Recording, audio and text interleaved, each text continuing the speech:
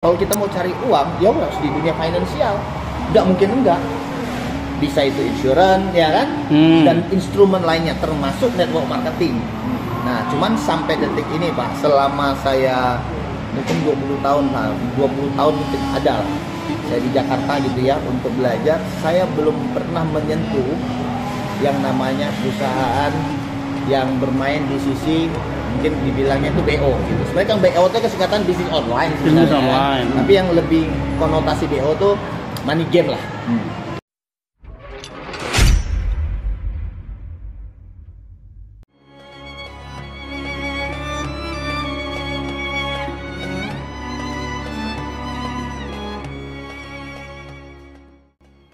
Halo, assalamualaikum warahmatullahi wabarakatuh. Selamat malam teman-teman para pemirsa Sandikala dimanapun Anda berada.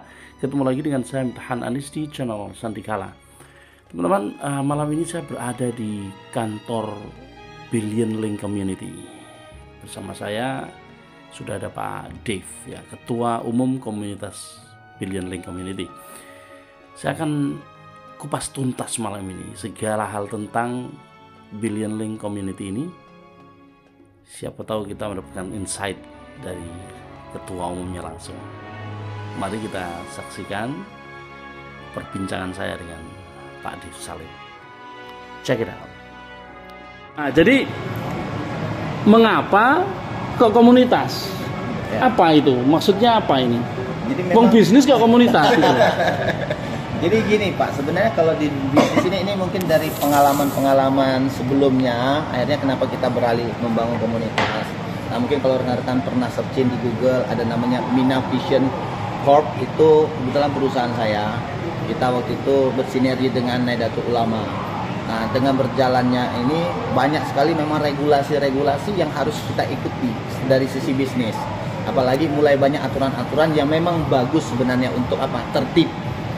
Karena banyak sekali instrumen-instrumen atau bisnis orang berbagai macam muncul, ada beberapa faktor mereka semangat dengan bisnis tapi mereka lupa tentang yang namanya aturan regulasi. Ada yang fokus ke regulasi tapi mereka akhir bisnisnya nggak jalan, modal sudah keluar duluan di depan dan lain sebagainya. Nah, ini banyak dilema-dilema yang dihadapi.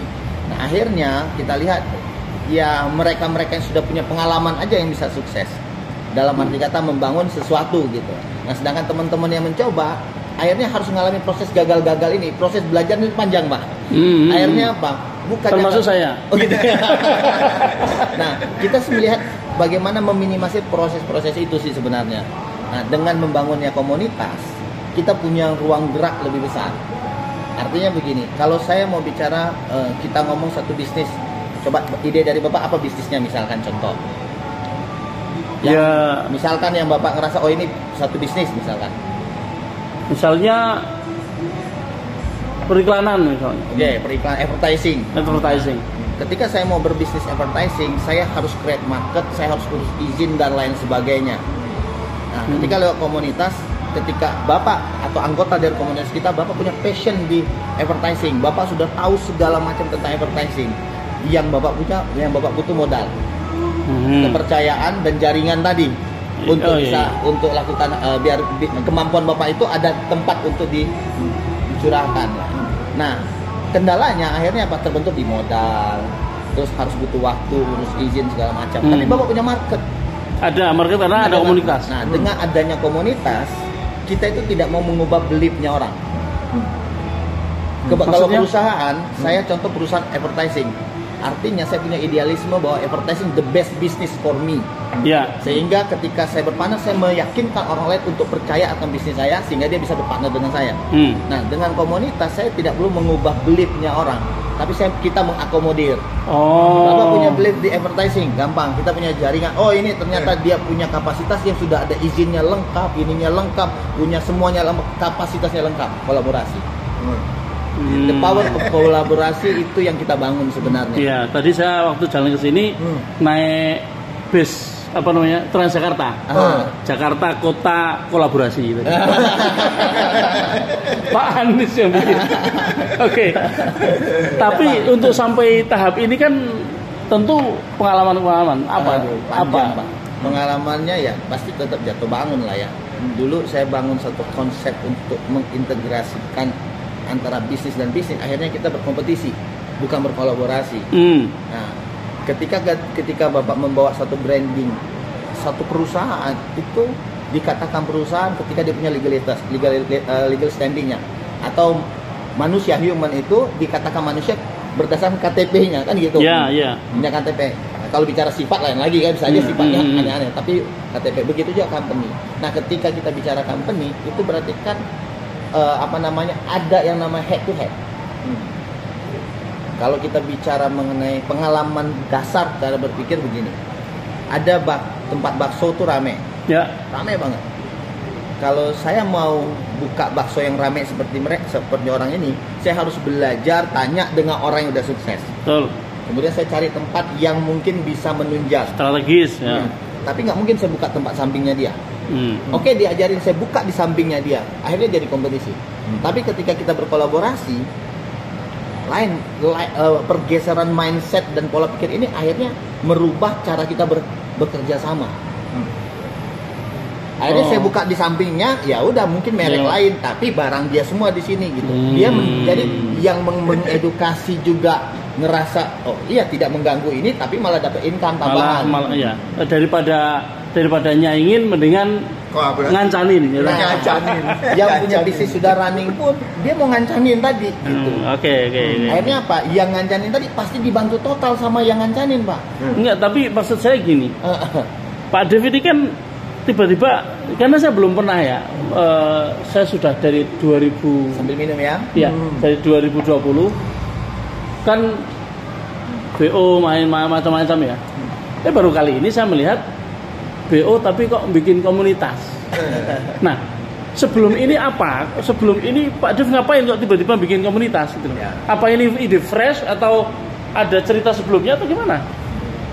Agak cerita sedikit nggak apa-apa ya. Nggak apa-apa. Ini history. Memang yang pertama kalau boleh saya bilang, saya berasal dari Kepulauan Riau, Pak. Jadi kalau dibilang ada orang sukses itu anak singkong, anak apa, saya anak pulau, Pak. Saya merantau ke Jakarta dengan kondisi saya nggak ada siapa-siapa. Numpang tempat orang, kemudian di situ saya belajar. Waktu itu saya kerja di Tanah Abang. Sambil sekolah di Jakarta. Nah, dari situ saya belajar konvensional lah. Belajar, saya pikir dulu buka toko itu adalah segala-galanya, karena banyak orang sukses di buka toko. Nah, berjalan akhirnya tidak merubah apa-apa. Saya tetap bekerja sebagai karyawan, cuma namanya kita pingin tahu sesuatu, pingin more than lah ya, lebih lagi gitu. Akhirnya saya masuk di perusahaan MLM. Nah, di MLM, dan saya belajar banyak tentang kepribadian di sana. Nah, apakah saya sukses di MLM? Enggak, ternyata enggak, tapi darah saya hari ini kalau boleh dibilang itu terbentuk dengan perusahaan High Desert. Apa? High Desert, Pak. Apa itu? Salah satu perusahaan MLM. Namanya. Nama High Desert. Nah, ada namanya itu support sistemnya namanya Billionaires. Itu support sistemnya. Dimana ngebrand dari situ saya kalimat kata Billionaires itu nggak tahu, mungkin semua orang kan sama-sama sekolah di tempat yang sama, tapi kan belum setiap orang mungkin nangkepnya beda kan. Saya dapat itu, saya belajar itu, dan saya akhirnya memutuskan untuk kerja di perusahaan pialang di tahun 2008. Nah, ini berubah sekali nih, Pak. Ketika di perusahaan pialang pada zaman itu zaman brutalnya tentang dunia pialang. Pokoknya bagaimana kita harus kaya, ya kan? Apapun dilakukan. Nah, sedangkan di MLM kan selama tidak berdosa lakukan. Nah, akhirnya dengan berjalan itu, pengalaman itu, waktu saya diterjun di dunia trading waktu itu, saya cuma berpikir sederhana. Kalau kita mau cari emas, paling banyak tuh di tambang emas.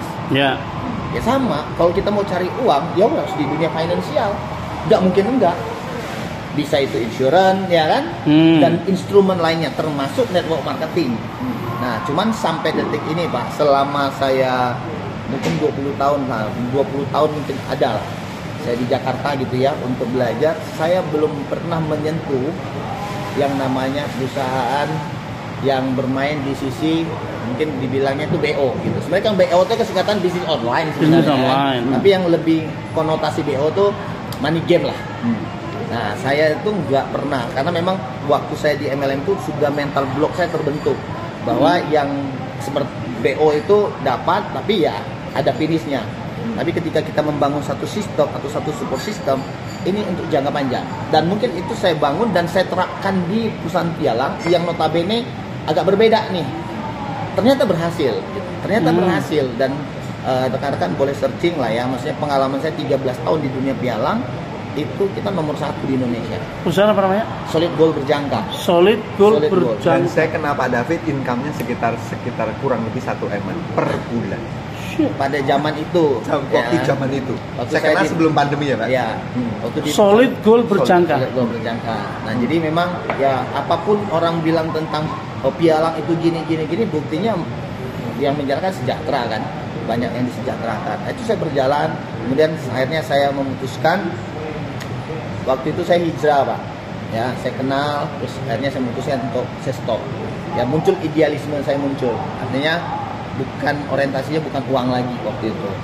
Akhirnya saya keluar dari perusahaan itu dengan posisi pandemi tahun 2020 dibilang gila Pak. Duduk manis, enak aja udah dapat uang gitu kan. Kok keluar di saat orang susah nyari uang. Ada itu. Ya mungkin itu panggilan lah ya. Akhirnya saya memutuskan untuk saya resign. Berarti udah 2 tahun dari income atas, zero income kan gitu. Nah itu saya ambil keputusan itu. Nah apa yang saya pelajari dari situ, itu yang membawa pengalaman saya sebenarnya.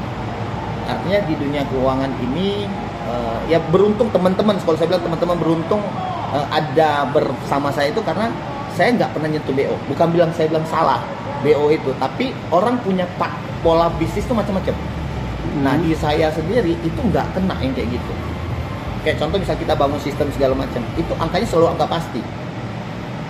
Semua main angka pasti. Artinya gini, bangun bisnis yang kita create ini di luar dari komunitas kita bangun bisnis itu boleh saya bilang satu statement bisnis itu harus masuk akal dan masuk rekening Mbak. Jangan sampai hanya mau masuk rekening nggak masuk akal, pasti ada ujungnya, ya kan? Atau sebaliknya, nggak masuk akal, nggak masuk rekening, ya kan? Tapi kalau selama itu masuk akal dan masuk rekening, mungkin tertati-tati, tapi ya pasti gitu. Apalagi kita bicara mengenai membangun aset. Nah saya melihat memang kenapa kita rata-rata itu bangun network. Kekuatan di network marketing itu ya duplikasi tadi Pak. Ya. Itu aja sih. Jadi strategi kalau dibilang apakah kita bangun network marketing? Enggak. Tapi itu network marketing itu adalah salah satu strategi. Bukan bangun perusahaan MLM. Enggak. Apakah insurance dibilang MLM? Enggak. Tapi network enggak. Apakah perbankan dibilang MLM? Kan. Tapi mereka ada juga kan sistem jenjang net. Artinya network marketing itu strategi pemasaran. Kita bangun saluran distribusinya. Produk apa yang mau kita jual selama kebutuhan itu jadi terintegrasi. Oh jadi community ini untuk membangun itu ya, bangun aset human itu Pak, human capitalnya yang kita integrasikan dalam sistem. Contoh Bapak di BLC. Nah kita mulai produk B, misalnya ada produk X lagi, itu Bapak nggak perlu mulai dari ulang bangunnya karena sudah ada orangnya. Dan ini mempermudah. Kenapa bisa seperti itu?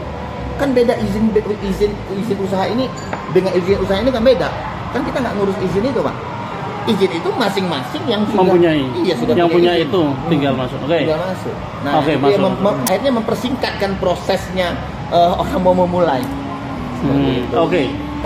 Cuma gini, saya tuh kan kaget karena bangun komunitas, tapi di sini kan kita udah dapat duit nih. Saya waktu itu sempat ya karena sama Zen kan cukup dekat ya, hubungannya cukup dekat. Saya mau kritis tidak enak. Saya mumpung sama bosnya saya mau kritis. Setuju.